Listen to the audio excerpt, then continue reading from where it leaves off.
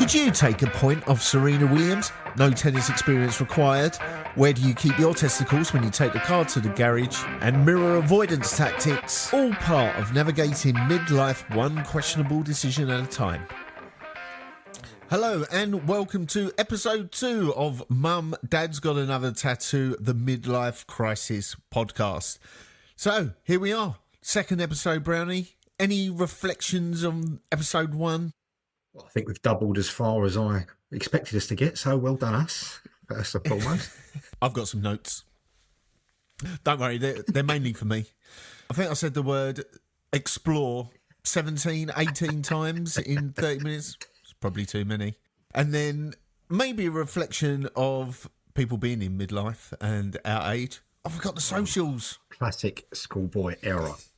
It's all about the social. It's all about the social these days. So, and we do have social handles. On Instagram, we're at Dad's Got Another Tattoo. At Threads, we're at Dad's Got Another Tattoo. We've got an email, dadsgotanothertattoo@gmail.com. And Blue Sky, we're at Dad's Got Another Tat, because you couldn't have Dad's Got Another Tattoo because there's the character limit was hit, which a little bit annoying, but there we are. We haven't got Twitter because fuck that guy. Absolutely. Stand with you on that. Bit of politics in that. But we do want people to get in touch with us, with their stories, with their questions, as we try and build a community. I mean, I don't know whether we can claim much expertise in all of this stuff beyond our own individual experience, but what we can offer, without a doubt, is confident. Sometimes right, sometimes wrong, always certain, in the words of the great Danny Baker. Exactly. That is the motto of the middle-aged man. Don't know whether we have to make a disclaimer that all of the medical and dietary advice that we give here is just out the top of our heads, to be polite, and not anything to be relied on. Go and see a doctor. Go and see somebody who does know what they're talking about. And I say that with no knowledge of whether that is a legally robust disclaimer. Let's be perfectly honest. If you're taking advice from two lads from Essex, then you get what's coming to you. Yeah, it's your own fault, basically. But that confidence reminds me of, I don't know if you remember, a few years ago, there was a survey of British men who said that they could take a point off Serena Williams. One of my tennis. favourite topics for a long, long time. I mean, it's bizarre. I had a look at the numbers yesterday to reacquaint myself with that. 12% of, so 1 in 8 British men think they could definitely take a point off her.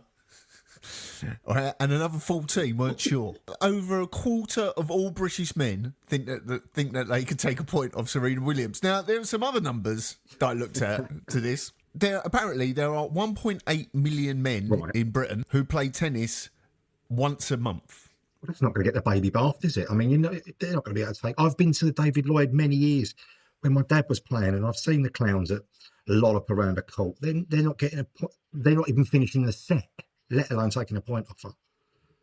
But you're missing something else here. There's another 7 million men who don't play tennis at all. But still, but they give it go. who think they could take a point off her. You've got to admire the confidence in, or delusion in your own abilities, really. I mean, what speed must she serve at? Just to serve alone, I think I'd walk off.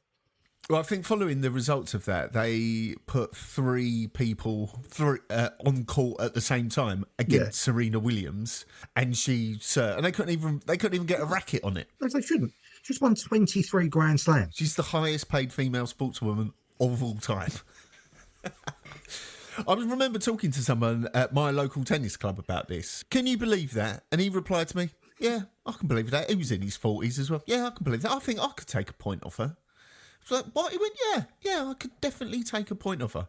He plays for the second team. Racket on ball would be an achievement. Yeah. Do you know what? Even if you said hit the ball with your racket is half a point, I think you'd still struggle. I can safely say I wouldn't be within 3 yards of any shot that she hit. I'd be getting a racket on. I think the serve would give me PTSD.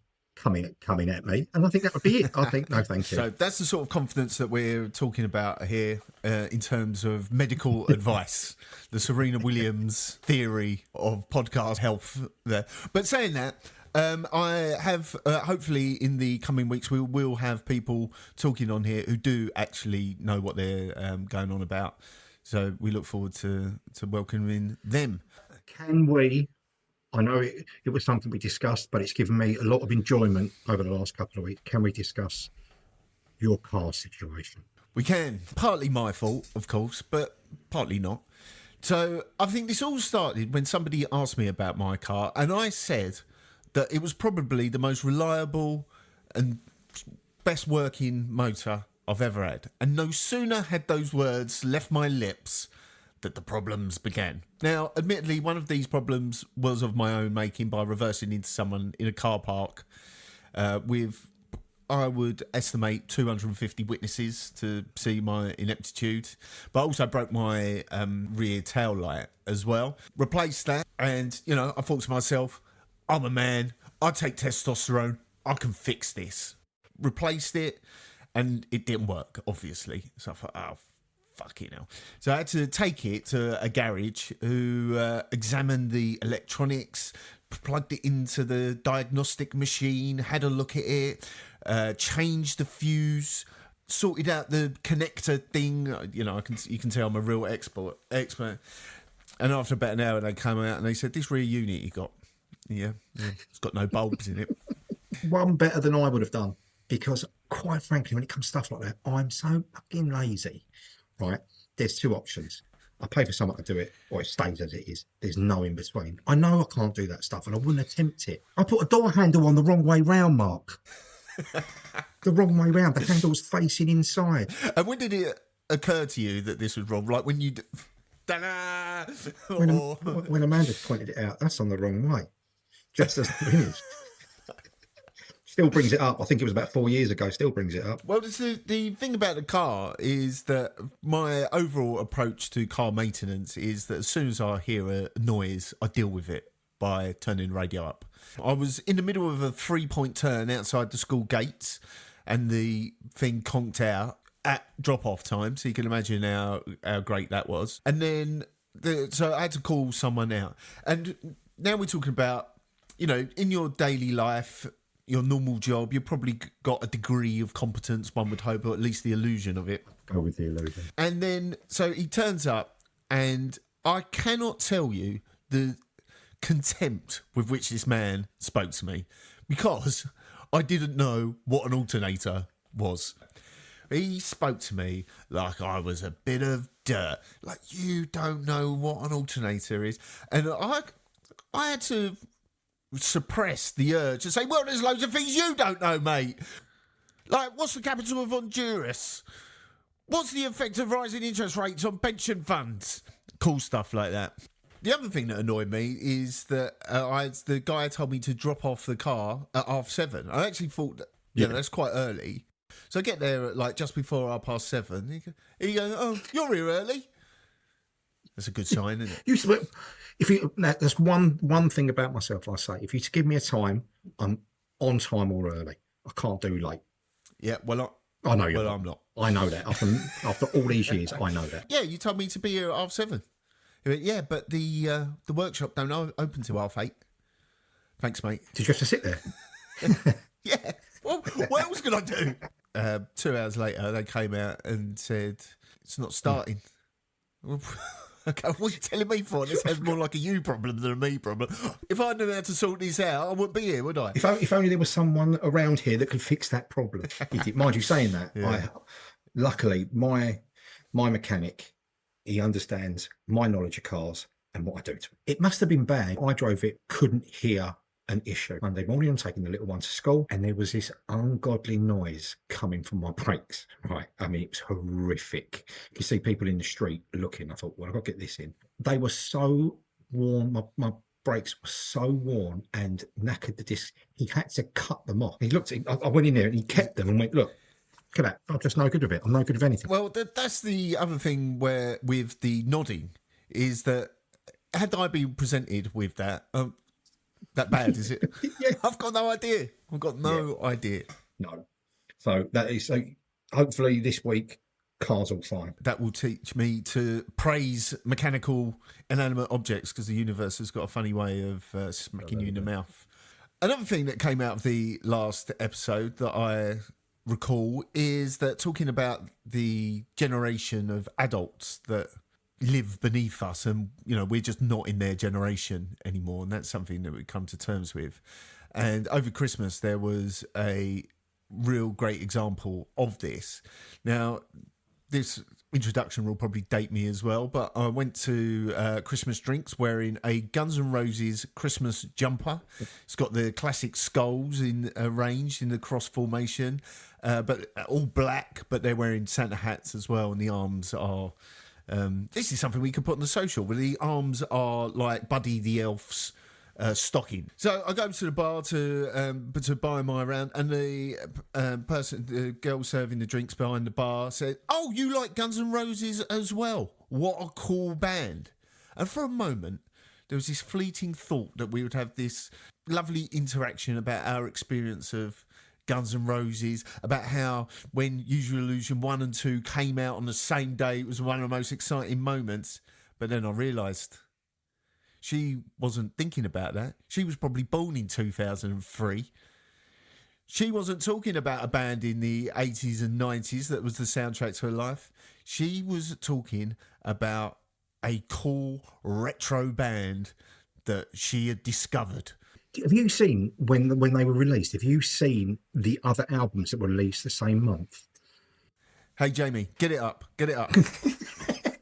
So in 44 days in 1991, the following albums were released: Metallica 1, Pearl Jam 10, Guns N' Roses Use Your Illusion 1, Guns N' Roses Use Your Illusion 2, Red Hot Chili Peppers, Blood Sugar, Sex Magic, Soundgarden, Motorfinger, and Nirvana, Nevermind. Well, I think on the 45th day, every kid in my school bought himself a guitar.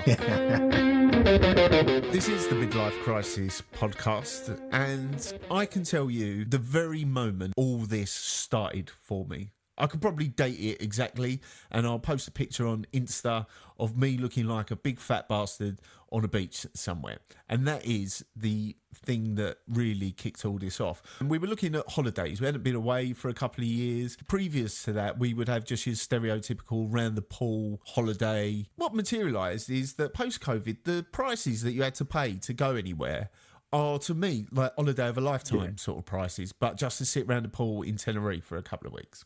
And we decided to go to Thailand and do a sort of version of travelling.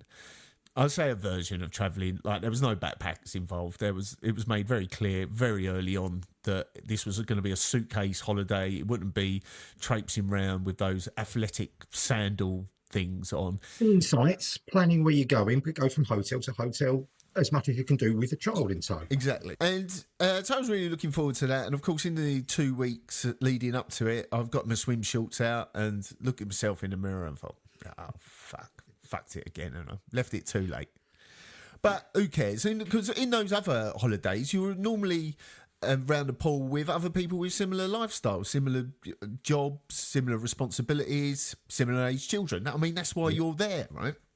And they all look like they've fucked it as well again. And a bit of safety in numbers, you always feel that a little less comfortable, and you start to enjoy yourself. And there's always one bloke round the pool letting the side down, being all fit and everything. But fuck that guy as well. And so it was with this sort of heavy heart and stomach that I go to, that I fly to the Gulf of Thailand. But all the time I was there, I was conscious of two things. Number one, I was about 15 stone at this point. And when I left university like 25 years ago, I don't think I was even 10 stone. So 2 of that was necessary. 3 of that completely unnecessary. The other thing that I was aware of was how much I stood out, because of course you're travelling around with other travellers who tend to be young and fit and in shape in the most part. And then I kept on bumping into these other parents, these other fathers, typically French or Italians. They had 4 kids. They had like similar jobs and lifestyles. I'll tell you what they didn't have similar: physiques. They were ripped. Didn't have a big old derby. No, none of that. They were in tip-top shape. And then there was this one picture on the beach. If you head to our Instagram, you'll be able to see it. And that was the moment. You often think to yourself, when I get back, I'm going to sort this out. And then you don't. And then the cycle begins again. This time, whatever it was, whatever had kicked it all off was in that moment. And I decided to do something about that. And over the course of the last 18 months, I've been doing stuff about it. Quite frustratedly, despite all the measures that I've done and all the lifestyle changes, I still don't think I look as good as somebody should. But, you know, maybe that is social media and all that sort of stuff. You look at all you look at all the famous people getting ready for films and stuff like that. It's a full-time job, what they have to do. And it's all, it can be achieved, but how much time have you got to put to get to that level? That's the thing. Sitting on your ass is not going to do it. That's for certain. And you do have to make a conscious decision. I was also I changed jobs again after 5 years at the end of that as well. And I had this notice period of 3 months where, you know, I was going into work, but I was pretty much soft pedaling the whole time. And part of that, and killing enough time in the day, was going to the gym for at lunchtime, maybe for an hour and a half, 2 hours. Not that I was working out for that. I was just, you know, taking my time and that. But what that did do was install a habit, a good habit for once in my whole life of doing that. Because I've never really liked going to the gym. I've always found it very, like, completely pointless. That, you know, one more rep, well, if not, what? You know, there was no sort of short-term deadline. In comparison to, say, playing sport, like we talked about tennis earlier, like if that's a good way to get fit, because, you know, you're running after a ball, there's a point to lose. All right, you're not playing at Wimbledon or whatever, but, you know, you're competitive in that moment, and that can help you push beyond, you know, where you're tired, or which I always felt at the gym, that you get to a point, it starts to hurt a bit, and there's no real incentive, short-term incentive, to keep going. Well, I got over that hump. After about 6 or 7 months of this, I thought to myself I should be in better shape. And on the front of a magazine, I think it was Jeremy Clarkson, had lost a load of weight using Ozempic. And that's when I thought, I wonder how much Ozempic is, because it was advertised as the celebrity weight loss drug. And I'm not going to spend $2,000 a month on injecting myself in this thing. But when I looked into it, it was, I think, relatively affordable. From the start, you know, you start off about £100 a month, which I guarantee you will be making savings elsewhere in food, in alcohol, and booze as well. Yeah, stop drinking so much. I mean, drinking was never really a problem, but other than it was interrupting my sleep all the time.